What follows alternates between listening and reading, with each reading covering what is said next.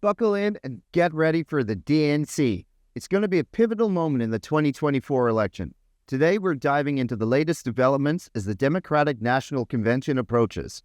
Vice President Kamala Harris and Governor Tim Walz are actively campaigning in key states like Pennsylvania and North Carolina, while former President Donald Trump rallies his base in traditionally red states. The stage is set for a high-stakes showdown as both sides gear up for the final months of the campaign. Let's get started. Pennsylvania, with its 19 electoral votes, remains a crucial battleground. Vice President Harris and Governor Walz are making Pennsylvania a focal point of their campaign, recognizing its pivotal role in the 2024 election. Their On the Road to Chicago bus tour includes multiple stops across western Pennsylvania, while they're meeting voters directly in their communities. This tour is designed to energize the Democratic base as the DNC approaches, with a particular focus on grassroots engagement.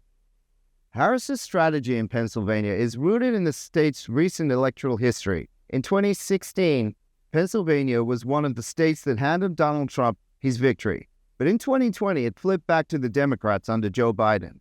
This flip underscores Pennsylvania's role as a swing state that can significantly influence the outcome of the election. The Harris-Walz campaign is capitalizing on this by engaging with voters on a personal level, emphasizing local issues and the Democratic Party's plans for economic recovery, health care, and education. The significance of Pennsylvania extends beyond its electoral votes. It represents a microcosm of the broader national and political landscape, with urban areas like Philadelphia and Pittsburgh leaning Democratic, while rural areas tend to favor Republicans. Harris and Walz are keenly aware of this divide and are tailoring their message to resonate with both urban and suburban voters. Their focus on infrastructure development, healthcare access, and job creation aims to bridge this divide and appeal to a broad spectrum of voters. The strategy is not just about winning Pennsylvania, it's about setting the tone for the entire campaign. Meanwhile, Donald Trump is reinforcing his stronghold in North Carolina, a state he won in both 2020 and 2016. His recent rally in Asheville highlights his strategy to secure traditionally red states while preparing for a tough general election. Although North Carolina isn't considered a swing state this year, recent polls suggest that Harris may be gaining ground, making it a state to watch closely. Trump's rally aimed to solidify his base, focusing on key issues like border policy, economic strength, and his vision for America's future. Trump's decision to return to Asheville, where his 2016 rally was marked by clashes between supporters and protesters, underscores his determination to reignite the enthusiasm of his base. The choice of venue, a smaller auditorium compared to his previous rallies, signals a shift in strategy, possibly reflecting a more targeted approach to voter engagement. By holding rallies in venues that allow for more intimate settings, Trump is able to directly connect with his supporters, reinforcing his image as a populist leader who speaks directly to the people. North Carolina's political landscape has been steadily shifting, with suburban areas showing signs of becoming more competitive. Trump's focus on this state, despite its recent Republican voting history, indicates his campaign's awareness of these changes. By doubling down on his core message of immigration control, economic nationalism, and law and order, Trump seeks to solidify his appeal among conservative voters while also addressing the concerns of those who may be on the fence. The rally in Asheville also serves as a litmus test for Trump's strategy in other traditionally red states. If his message resonates strongly here, it could bode well for his performance in smaller states.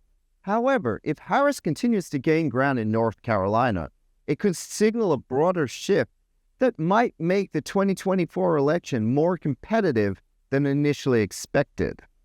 The On the Road to Chicago bus tour isn't just about Pennsylvania.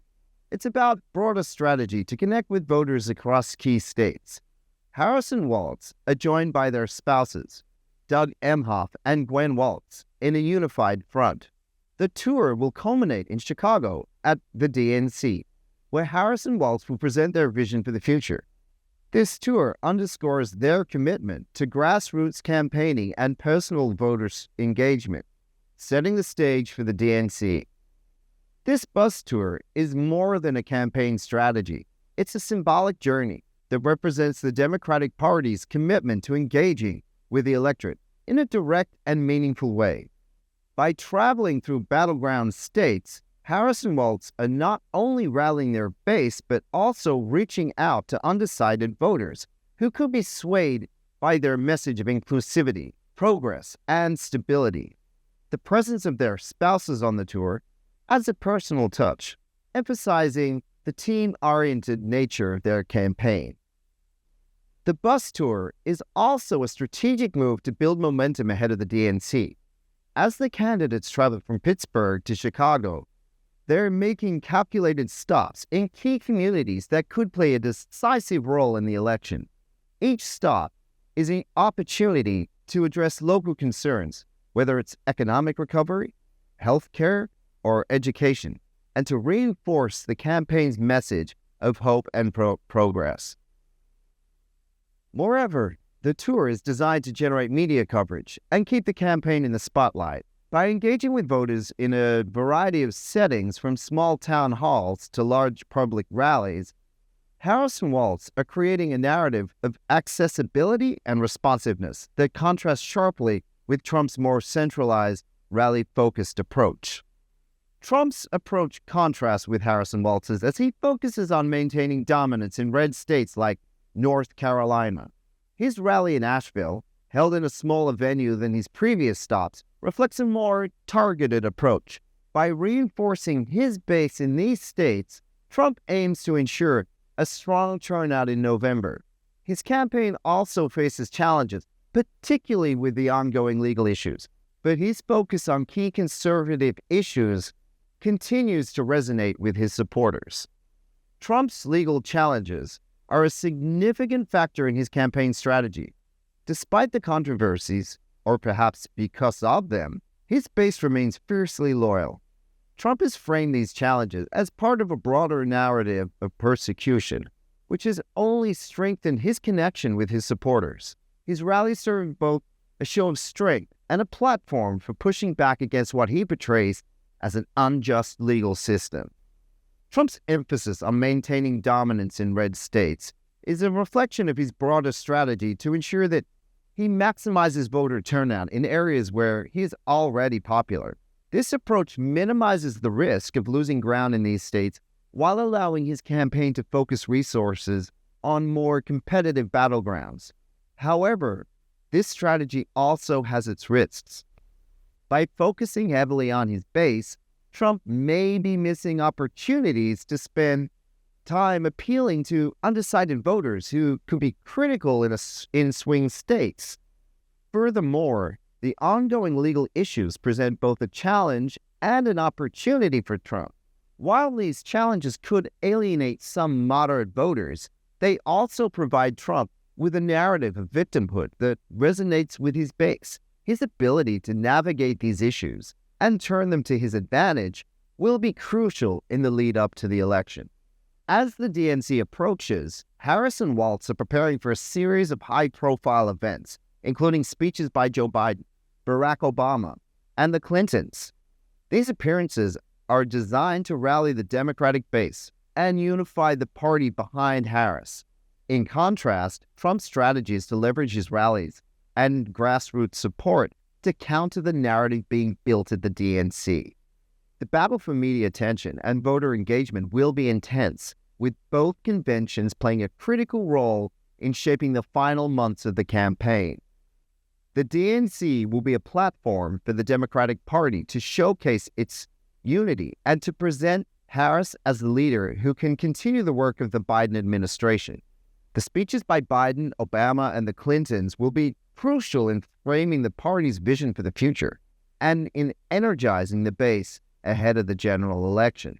On the other hand, the RNC will be Trump's opportunity to present himself as the candidate who can take on the challenges facing the country and restore what he sees as America's Lost Greatness. The contrast between the DNC and the RNC will be stark, with each convention highlighting the key differences between the two campaigns. The DNC will likely focus on themes of progress, inclusivity, and stability, while the RNC will emphasize strength, nationalism, and a return to traditional values. This divergence in messaging will be critical as both parties seek to define the narrative of the 2024 election.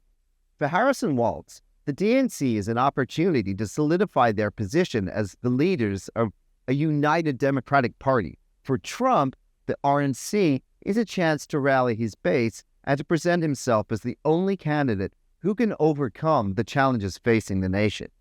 The outcome of these conventions will play a significant role in shaping voter perceptions and could be decisive in determining the direction of the final weeks of the campaign. We'll be following these developments closely, so stay tuned for all the latest updates.